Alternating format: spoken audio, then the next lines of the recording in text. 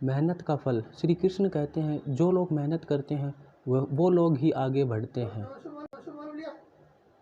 सफलता पाने के लिए मेहनत करनी पड़ती है, बिना मेहनत के कभी भी सफलता नहीं मिलती। यह कहानी मेहनत का फल उसी के बारे में है। एक गांव में एक राज और मनोज नाम के दो दोस्त रहते थे। राज भगवान को बहुत मानता था और वो ही बहुत धार्मिक था। मनोज मेहनत करने पर भरोसा करता था और बहुत मेहनत करता रहता था। एक दिन दोनों मिलकर एक ज़मीन ली और उस ज़मीन में फसल उगाकर खूब पैसा कमाया और दोनों ने एक साथ बातचीत की और कुछ ही समय में एक रिजीव ज़मीन खरीद ली। मनोज तो खेत में बहुत मेहनत करता था, दूसरा राज कभी भी काम नहीं करता था और वो हर वक्त मंदिर में पड़ा रहता था। राज मंदिर में भगवान से अच्छे फल के लिए प्रार्थना करता रहता था। इस तरह समय बीतता जा रहा था। मनोज बहुत मेहनत करते आ रहा और राज बिना कुछ काम के मंदिर में भगवान से प्रार्थना करते रहता। एक दिन खेत की फसल पककर तैयार हो गई। राज और मनोज दोनों ने इसे बाजार में बेच दिया और उन दोनों ने अच्छा पैसा भी मिला।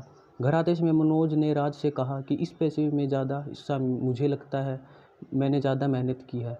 मनोज की बात सुनकर राज बोला कि नहीं, इन पैसों में से तो मुझे बड़ा हिस्सा मिलना चाहिए क्योंकि मैंने भगवान से इसकी प्रार्थना की ताकि हमें अच्छा फल मिले। किसको सबसे ज़्यादा हिस्सा मिलेगा, इस बात को लेकर इन दोनों के बीच लड़ाई शुरू हो गई। अब दोनों इन पैसों को बंटवारे के लिए गांव के सरपंच के पास गए। गांव के सरपंच ने दोनों की पूरी बात सुनी और दोनों को एक एक बोरी गेहूं दे दिया। सरपंच ने कहा, कल सुबह तक तुम दोनों को गेहूं और काज को अलग अलग करके लाना है। दोनों गेहूं की बोरी लेकर अपने अपने घर चले जाते हैं। मनोज ने पूरी रात जागकर गेहूं और कांच को अलग कर दिया। दूसरी तरफ राज गेहूं की बोरी लेकर मंदिर में गया और भगवान से गेहूं और कांच को अलग करने की प्रार्थना की गई। अगले दिन सुबह मनोज गेहूं और कांच को लेकर गांव के सरपंच के पास पहुंचे।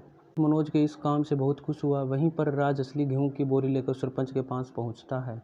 ने राज से कहा कि दिखाओ तुम कैसे गेहूं लाए हो। राज ने कहा, मुझे भगवान पर पूरा भरोसा है कि सारे गेहूं साफ हो गए हैं। सरपंच ने जब राज की बोरी देखी तो राज ने गेहूं की बोरी के नमूने की तस्वीर देखकर हैरान हो जाते हैं। सरपंच राज को समझाते हुए कहता कि भगवान भी उसी की मदद करता है जो मेहनत करते हैं। सरपंच ने पैसे का ज़्यादा हिस्सा मनोज को दे दिया।